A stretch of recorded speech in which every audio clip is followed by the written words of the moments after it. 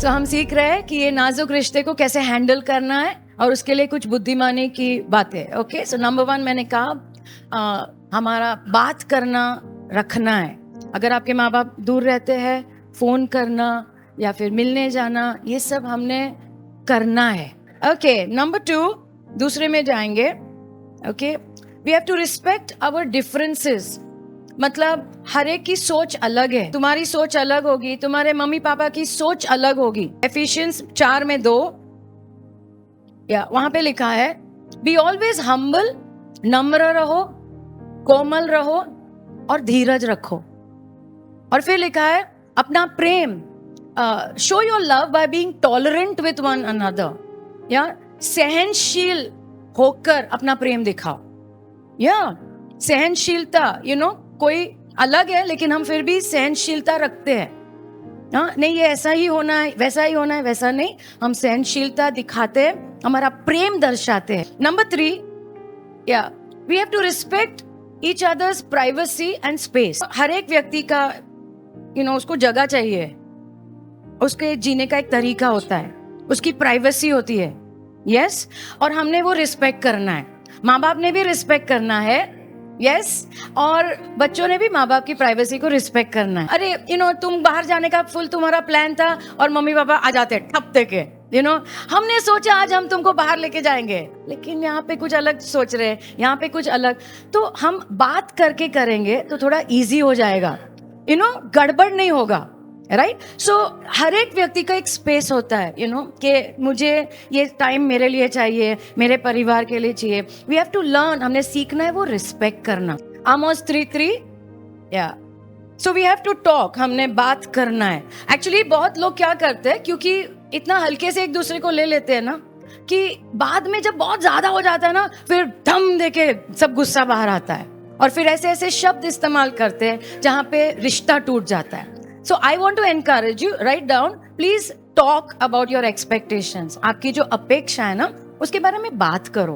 This verse says, can two walk together unless they are agreed?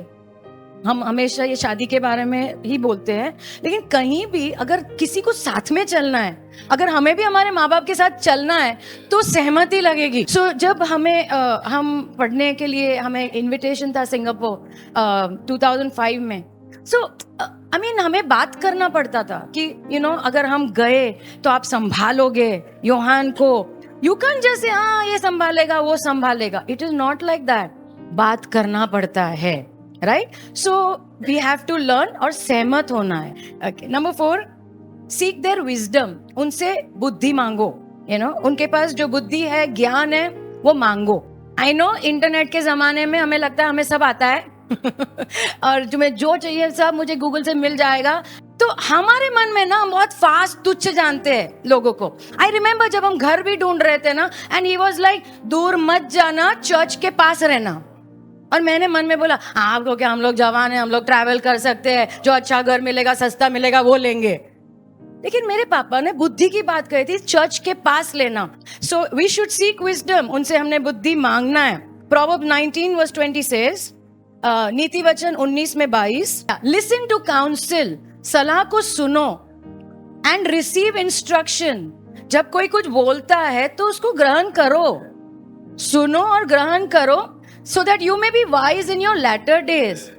Right, जैसे तुम उम्र में बढ़ोगे तो तुम बुद्धिमान होगे। जो भी मम्मी पापा बोलेंगे वही करना, ऐसा नहीं कह रहे।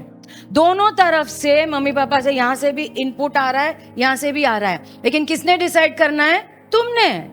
एक परिवार होने के नाते तुमने डिसाइड करना है। मम्मी पापा ने तुम्हारे घर को नहीं चलाना चाहिए, लेकिन हम सलाह जरूर मांगना चाहिए, आप क्या बोलते हो। So we have to learn, mummy papa जो सास ससुर है, उनको भी सीखना है। बार बार अंदर दखल अंदाजी जो बोलते हैं, ये ऐसा क्यों, डोंट डू दैट। जब आपसे सलाह मांगी जाती है तब बोलो। और सपोज आप देखते हो कि आपके बच्चे कुछ बहुत ही ज्यादा गलती करने वाले हैं, तो पूछो उनको, क्या मैं कुछ बोलूं? आमेन, तो आपको भी रिस्पेक्ट मिलेगा। नंबर 5, 5वां, is financial and practical help, पैसों के क्षेत्र में और प्रैक्टिकल मदद। रूथ 2:2, रूथ में 2 दूसरे अध्याय में दूसरे वचन में लिखा है।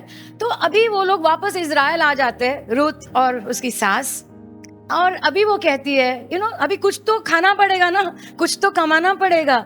तो वो कहती है मैं जाती हूँ, and see this, let me go to the field, मुझे खेत में जाने दो, और वो जो glean heads of grain, actually I explain to you, Israel में रूल था, अभी है क्या पता नहीं मुझे, लेकिन जब वो फसल काटते थे ना, प्रभु ने उनको वार्निंग दिया था, एकदम ऐसा कोने कोने से पूरा मत काटना, एक बार गया ना उसके ऊपर वापस मत जाना। लेकिन प्रभु बहुत सारा अनाज बच गया वो गरीबों के लिए, दैट वाज द लॉ।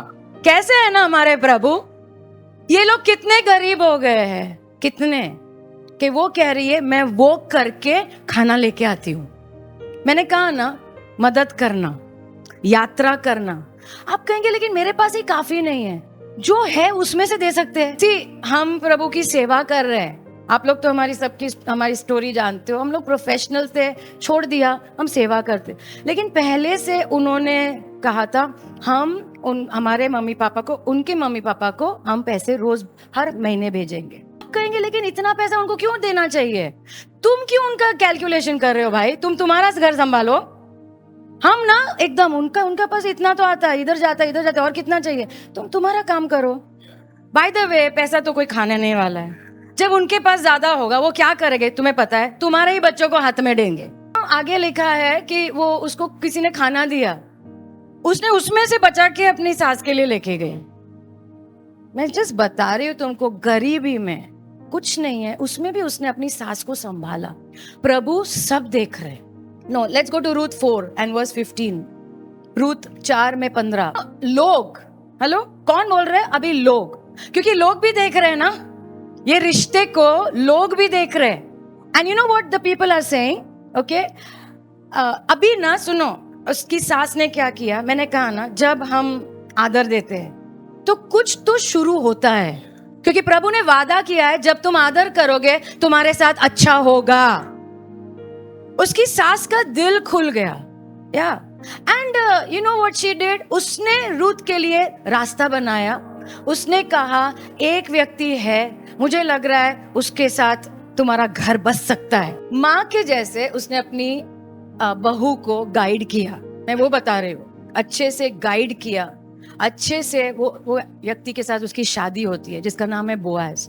बहुत अमीर व्यक्ति, लेकिन प्रभु ने एक्चुअली फुल योजना बनाई थी, उसकी शादी होती है, अब वो गर्भवती होती है, शी इज प्रेग्नेंट, राइट। और लोग उसके बारे में क्या, उसके बच्चे के बारे में क्या कहते हैं, बच्चा जो आता है होने तो वो नेओमी को कह रहे हैं, सास को, वो बच्चा तुम्हारे लिए रिस्टोरर ऑफ लाइफ, तुम्हारे सूखा जीवन में फिर से जीवन आ जाए। सब सूखा था ना, सब खत्म हो गया था, और फिर वो कहता है तुम्हारे बुढ़ापे में वो तुम्हें संभाले। और फिर कहा है कि पता, आई लाइक दिस पार्ट, क्योंकि तुम्हारी बहू जो तुमसे प्यार करती है 7 बेटों से भी बेहतर है। अद्भुत गवाही। बोआज ने भी उससे क्यों शादी किया पता है? उसने कहा मैंने तुम्हारे बारे में सुना है, तुम कैसे तुम्हारी सास को संभालती हो। हमें लग रहा है कि हम क्या कर रहे हैं, क्या जीवन है, क्या संभालना, लेकिन कोई तो देख रहा है, कोई तो दरवाजे खुल रहे हैं, वो पूरी गरीबी में से बाहर आने के लिए, पूरा खत्म हो गया है उसमें से फिर से बांधने के लिए। Now I just want to talk to the parents of married children. So number 1, पहली चीज, उनके जीवन में इंटरफेयर मत करो। नंबर 2, उनके जो डिसीजंस है, ओके, उसको रिस्पेक्ट करो। बच्चों के निर्णय को आदर दो, रिस्पेक्ट करो, ठीक है ना, अभी बड़े हो गए, अभी वो तुम्हारा बेबी नहीं है। फॉर द ब्रदर्स, मम्मी लोग के साथ बॉन्डिंग ज्यादा होता है, मम्मी और बेटे का बॉन्डिंग अलग होता है, राइट? जैसे पापा और बेटी, तो रिस्पेक्ट द डिसीजन। क्या डिसीजन, कौन से निर्णय को रिस्पेक्ट करना है, वो जिससे शादी करते तुम आदर दो, आदर दो। तुम्हारी बहू के बारे में तुम बात करते रहोगे, ये पता है नीलेश, ये पता है सारिका कैसी है, खाना बनाना भी नहीं आता, मैं बनाती हूँ तेरे लिए, तू चिंता मत कर, मैं जिंदा हूँ। क्या कर रहे हो तुम? मम्मी लोग भी ना, क्योंकि उसको उसकी जगह चाहिए, मेरी जगह होनी चाहिए, वो आ गई तो क्या होगा, लेकिन मैं उसकी सीक्रेट रेसिपी भी नहीं बताती इसको। वो बोलेगी ना मम्मी बताओ ना उनको क्या पसंद है, आप वो कैसे बनाते हो, पोहा कैसे बनाते हो, मैं बताती हूँ। या बोलेगी बहुत सिंपल है, जैसा बनता है वैसा ही बनता है, और मन में सोच रहे वो भी सीख लेगी तो ये तो पूरा गया मेरे हाथ से। Don't criticise. What I want to say is, निंदा मत करो, क्योंकि तुम तुम्हारे बेटे के ऊपर प्रेशर डाल रहे हो, बहुत डेंजरस प्रेशर डाल रहे हो, बार बार नकारात्मक चीज बोल के कि वो कैसी है, उसको ये भी नहीं आता है, वो भी नहीं आता है। Don't do like that. पहली चीज तो रिस्पेक्ट करना सीखो, क्योंकि तुमने बड़ा किया है ना तुम्हारे बच्चे को। कम ऑन, हम बड़ा कर रहे हैं ना हमारे बच्चे को, तो अभी वो उसने चुना है तो रिस्पेक्ट करो। उसने वो लड़की को चुना है, उसने वो लड़के को चुना है, अभी हमारा काम है रिस्पेक्ट करना। आमेन। अगर हम बार बार नकारात्मक चीज बोल बोल के, तो उनके परिवार में जरूर प्रॉब्लम होने वाला है। मैं एक वुमन ऑफ गॉड को सुन रही थी, प्रभु की स्त्री को। अमेजिंग, मैंने इतनी बुद्धि की बातें नहीं सुनी आज तक। वो काउंसिल कर रही है और वो क्या कह रही है, क्या आप अगर आप सास हो तो क्या आप आपकी बहू के साथ संघर्ष कर रहे हो? हाँ। हर सास बोलेगी हाँ, क्योंकि एक तो सास को लगता है ये लड़की मेरे बच्चे के योग्य नहीं है। हर सास को लगता है उसका बेटा तो शाहरुख खान है, और वो जो है वो हमेशा कम ही है ना। कभी भी नहीं बोला होगा you are too good for my son यार। करेक्ट ना? So that is a problem. So number one, मतलब वो उसको पूछती है, काउंसिल ऐसे करती है, क्या आपको संघर्ष है तुम्हारी बहू के साथ? यस। उसका परिवार कैसा था? किसका? बहू का। वो कैसे बड़ी हुई? एक्चुअली अगर आपकी बहू का परिवार सब गड़बड़ वाला था, तो वो क्या लेकर आएगी तुम्हारे परिवार में? वही लेकर आएगी ना। मैं क्या कह रही हूँ ना, अभी शादी हो गया, पहले सोचना पड़ता है, इसलिए हम तो सोचते हैं किधर क्या परिवार सब पहले हो गया। अभी शादी हो गया, अभी थोड़ा सा हम सोचेंगे ना कि वो कौन से परिवार में बड़ी हुई है, क्या प्रॉब्लम्स था। बहुत बार पापा नहीं है, ये नहीं है, किसी ने सिखाया नहीं है। बहुत सारे बच्चों को चाय बनाना भी नहीं सिखाते आजकल, या नहीं सिखाया नहीं है, तो हम खड़े होकर तुझे इतना भी नहीं आता, इतना भी नहीं आता, इतना भी नहीं आता, खत्म। तो ये वुमन ऑफ गॉड क्या कहती है ना, क्यों ना तुम वो जगह लो, माँ की जगह। वो कह रही है प्रभु ने तुम्हें उसके जीवन में डाला है। हेलो, उसे तुम्हारे जीवन में अलग, प्रभु ने तुम्हें, अगर तुम मैच्योर हो तो प्रभु ने तुम्हें तुम्हारी बहू के जीवन में डाला है, उसको मदद करने के लिए, उसको सिखाने के लिए, उसको आगे चलाने के लिए। कैसा है ना, प्रभु का रास्ता पूरा अलग है। मैंने कभी ऐसे नजरिए से सोचा ही नहीं कि हमने हमारी बहू के ऊपर काम करना है, प्यार से आहिस्ता आहिस्ता प्यार देते देते काम करना है, जैसे हम चर्च में काम करते इतनी सारी बेटियों के ऊपर। मैंने कभी ऐसा नहीं सोचा था। हर व्यक्ति क्या सोचता है ना, एकदम परफेक्ट होना चाहिए, 10 आउट ऑफ 10, ताकि मुझे तकलीफ ना हो। लेकिन do you know 10 out of 10 है ही नहीं, ना तुम ना वो। राइट? सो अगर हम ये नजरिया ले कि कैसे हम उस व्यक्ति को प्रभु का प्रेम दे सके जो उसे नहीं मिला है पहले, माँ का प्यार नहीं मिला, ट्रेनिंग नहीं मिली, बहुत कुछ नहीं मिला, लेकिन अगर मैं वो दे सकूं उसे, तो एक व्यक्ति का जीवन बदल सकता है। कभी भी बेटे को फोर्स मत करो चुनाव करने के लिए। आज बहुत हो गया है, उसे चुन या मुझे चुन, एकदम डेंजर। क्योंकि अगर तुमने उसको अच्छे से बड़ा किया है ना, पत्नी को चुनेगा, पत्नी को। तुमने उसको प्रभु के रास्ते में बड़ा किया है ना, तो वो जानता है उसको किसको चुनना है। वाचा के बीच में मत आओ। That is what I want to say to all the mothers, fathers, mummy पापाओं को, शादी के बीच में मत आओ। उनकी शादी को अच्छे से चलने दो, आशीष दो, और प्रभु आपको भी आशीष देगा। नंबर 1, ओके, कुछ प्रॉब्लम होता है ना, तो आदर से बात करो अपने पति से, माँ के बारे में। ओके, जब प्रॉब्लम होता है सास के साथ, वो एटीट्यूड मत रखो, आज तुम्हारी माँ ने क्या किया पता है। वो वाला टोन लेके बात मत करो। ओके, बिकॉज आदर है ना, संस्कृति, प्रभु की संस्कृति। सो लेट्स लर्न नो, अच्छे से बात करना कि मुझे जस्ट बोलना है, आज थोड़ा प्रॉब्लम हो गया।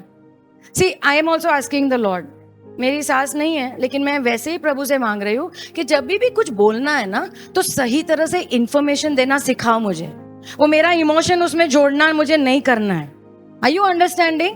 क्योंकि जब हम इमोशन जोड़ते हैं ना, तो एक दूसरा चित्र ही दिखाते हैं किसी को, and we should not do that. और स्त्रियों के पास वो क्षमता है, पति को पूरा घुमा सकते हैं आंसू के साथ, बहुत सारी चीजों के साथ।